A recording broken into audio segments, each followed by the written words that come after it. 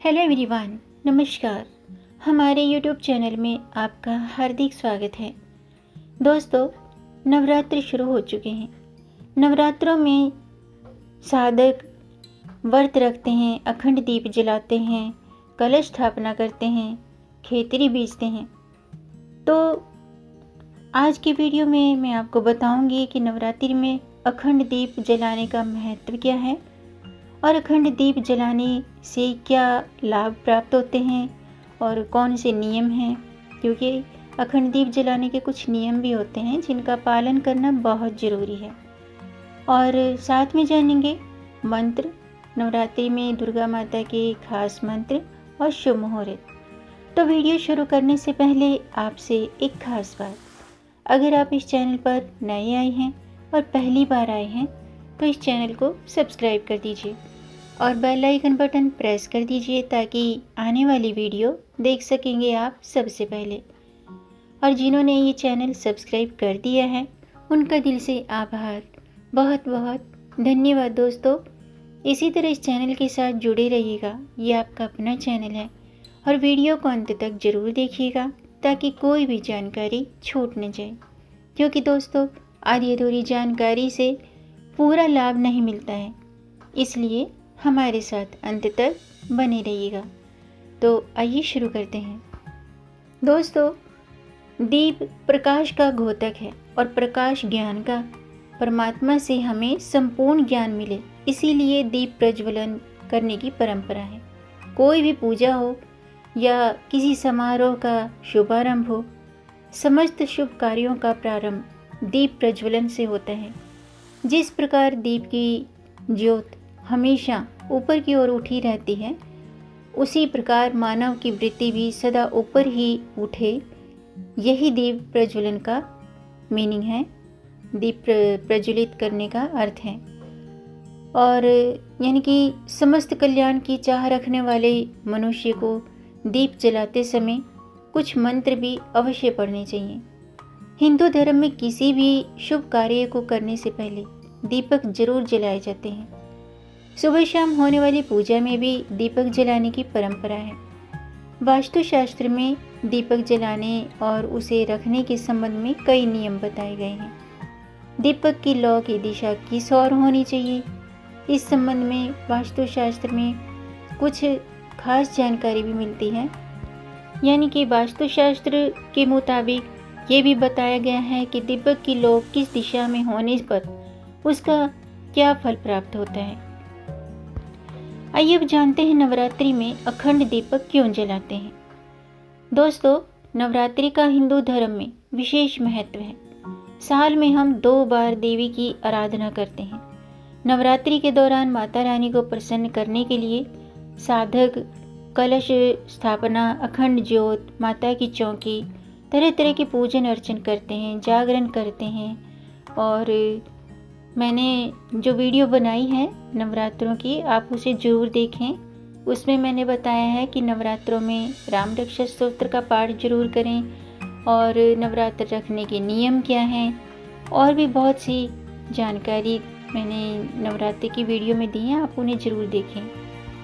यानी कि दोस्तों, नवरात्रि के 9 दिन हम घर पर कलश स्थापना करके अखंड ज्योत जलाते हैं। अखंड ज्योत पूरे 9 दिन तक बिना बुझे जलने का प्रावधान है। अखंड ज्योत जलाने के बाद आप उसे अकेला नहीं छोड़ सकते हैं।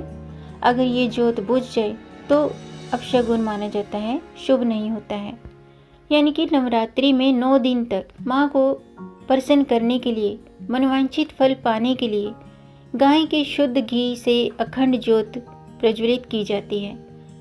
लेकिन अगर गाय का घी उपलब्ध नहीं है तो अन्य घी से भी आप माता के सामने अखंड ज्योत जला सकते हैं। नवरात्रि के दौरान 9 दिन तक दीपक को जलाए रखना अखंड ज्योत कहलाता है। माना जाता है कि नवरात्रि में दीपक जलाए रखने से घर परिवार में सुख शांति बनी रहती है और सभी कार्य सिद्ध हो जाते हैं।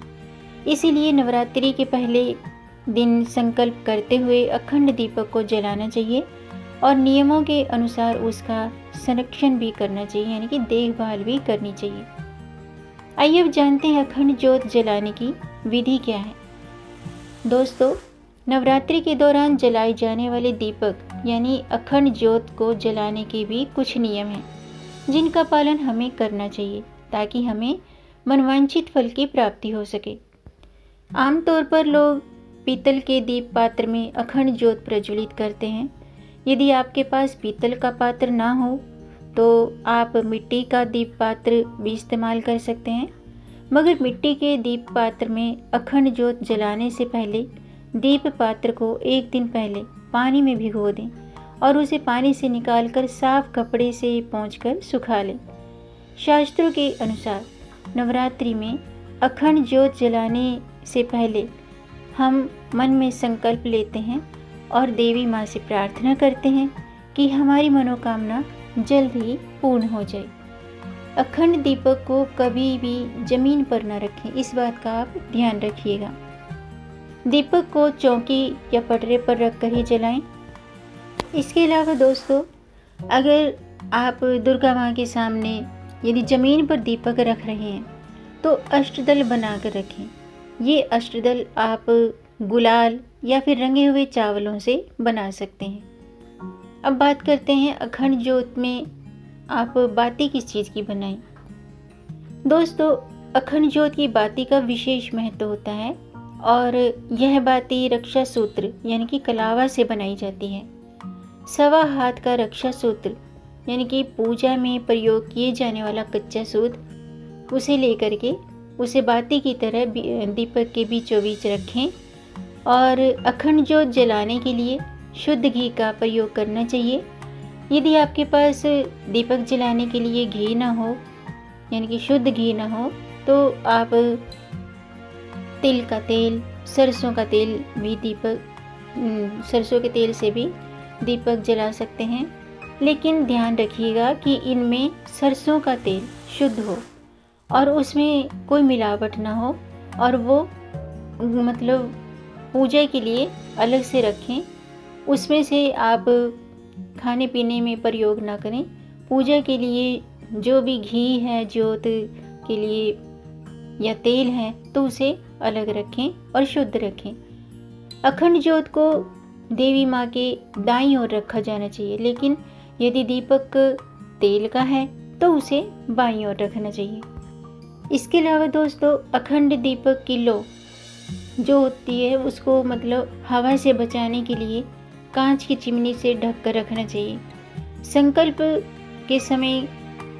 संकल्प समय खत्म होने के बाद दीपक को फूंक मारकर या गलत तरीके से बुझाना नहीं चाहिए, बल्कि दीपक को स्वयं बुझने देना चाहिए। और ईशान कोण यानी कि उत्तर पूर्व दिशा को देवी देवताओं का स्थान माना गया है, इसलिए अखंड ज्योत पूर्व दक्षिण कोण यानी कि अग्नि कोण में रखना शुभ माना जाता है। ध्यान रखें कि पूजा के समय ज्योत का जो मुख है वो पूर्व या फिर उत्तर दिशा में होना चाहिए। अखंड ज्योत जलाने से पहले हाथ जोड़कर श्री गणेश, देवी दुर्गा और शिव जी की आराधना करें। दीपक प्रज्वलित करते वक्त मन में मनोकामना सोच लें और माँ से प्रार्थना करें कि पूजा की समाप्ति के साथ जो हमारी मनोकामना है वो भी पूर्ण हो। तो ये तो थे अखंड ज्योत जलाने के नियम। आइए अब मैं आपको बताती हूँ कि अखंड ज्योत जलाते वक्त आप कुछ मंत्रों का भी जाप करके दीप प्रज्वलित करेंगे तो देवी माँ शीघ्र ही प्रसन्न होती हैं। मंत्र इस प्रकार है: ओम जयंती मंगला काली भद्रकाली कृपालिनी दुर्गा क्षमा शिवा धात्री स्वाहा स्वधा नमस्तुते। इस मंत्र का जाप करते हुए आप दीपक प्रज्वलित करें। इसके अलावा आप ये मंत्र भी बोल सकते हैं: दीपो ज्योति पर ब्रह्म, दीपो ज्योति जनार्दनम, दीपो हरतु मे पापम, संध्या दीपम नमस्तुते।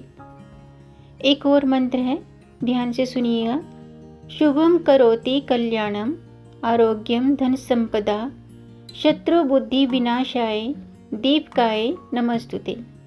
ये जो मंत्र हैं इनको आप जब दीपक प्रज्वलित करेंगे तो उस समय आप इस मंत्र का जाप करते हुए दीपक प्रज्वलित करें। आइए अब अखंड ज्योत जलाने के अखंड ज्योत जलाने से जुड़े कुछ और भी बातें हैं जो मैं आपको बता देती हूँ, और जो कि शुभ नियम भी हैं। नवरात्रि में अखंड ज्योत की लो पूर्व दिशा की ओर रखने से आयु में वृद्धि होती है। दीपक की लो पश्चिम दिशा की ओर रखने से दुख बढ़ता है, इसलिए दीपक की जो लो है पश्चिम की ओर भूल कर भी न रखें, इस बात का ध्यान रखिएगा। दीपक की लो उत्तर दिशा की ओर रखने से धन लाभ होता है, और दीपक की लो दक्षिण दिशा की ओर रखने से हानि होती है। ये हानि किसी मतलब धन के रूप में भी हो सकती है, तो आप परेशानियों से और हानि से बचने के लिए इस बात का खास ध्यान रखें कि दीपक की लो दक्षिण की तरफ ना हो।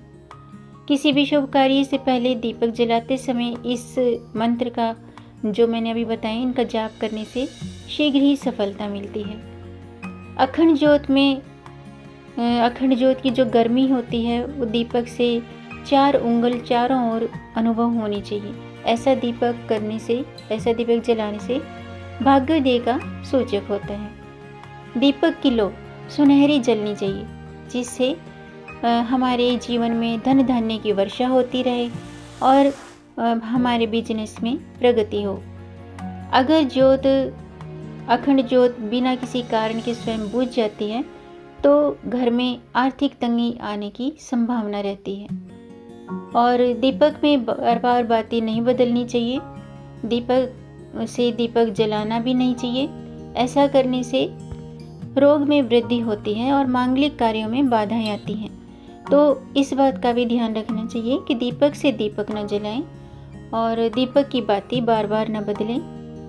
पहले ही एक बारी में ही जब आप शुरू में दीपक जलाते हैं तो अच्छी सी बाती बना करके दीप प्रज्वलित करें।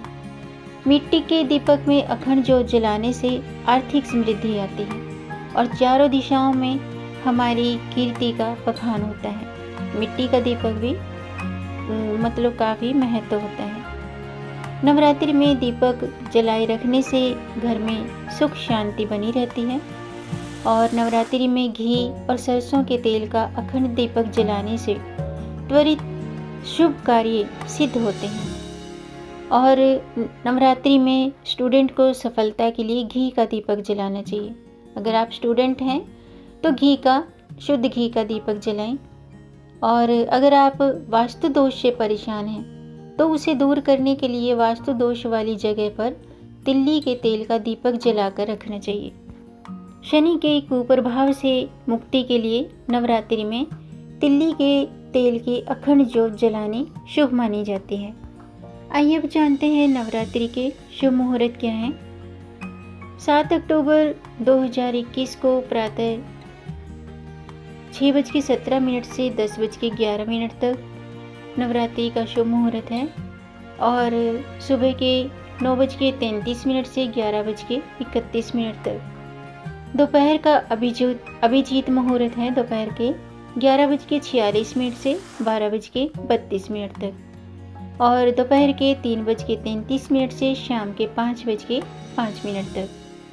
प्रतिपदा तिथि प्रारंभ होगी 6 अक्टूबर, यानी कि 6 अक्टूबर को शाम के 4:35 पर प्रतिपदा शुरू हो चुकी है, और 7 अक्टूबर दोपहर 1:46 पर प्रतिपदा तिथि समाप्त होगी। पारण का मुहूर्त होगा। नवरात्रि के जो व्रत हैं वो उनके पारण का जो मुहूर्त है वो 15 अक्टूबर शाम के 6:22।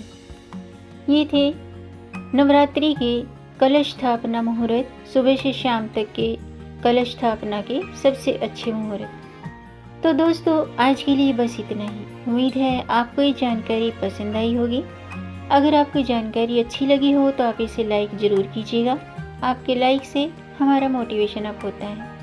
और इस जानकारी को अपने तक ही सीमित न रखें, आगे बढ़ाकर अपनी फैमिली में, अपने फ्रेंड्स में ज़्यादा से ज़्यादा शेयर कर दीजिए ताकि औरों को भी इससे लाभ प्राप्त हो। और अगर आपका कोई प्रश्न है या कोई सुझाव है तो कमेंट बॉक्स में ज़रूर लिखिएगा। मेरे चैनल को सब्सक्राइब ज़रूर कीजिएगा ताकि आने वाली वीडियो देख सकेंगे आप सबसे पहले। और वीडियो को अंत तक देखने के लिए दोस्तों आपका बहुत बहुत धन्यवाद। मिलेंगे नई जानकारी के साथ, तब तक आप खुश रहें, स्वस्थ रहें, अपना ख्याल रखें और अपनों का भी ख्याल रखिएगा। जय माता दी, जय श्री हरि, हर हर महादेव। शारदीय नवरात्रि की आप सबको हार्दिक शुभकामनाएं। प्रेम से बोलो जय माता दी।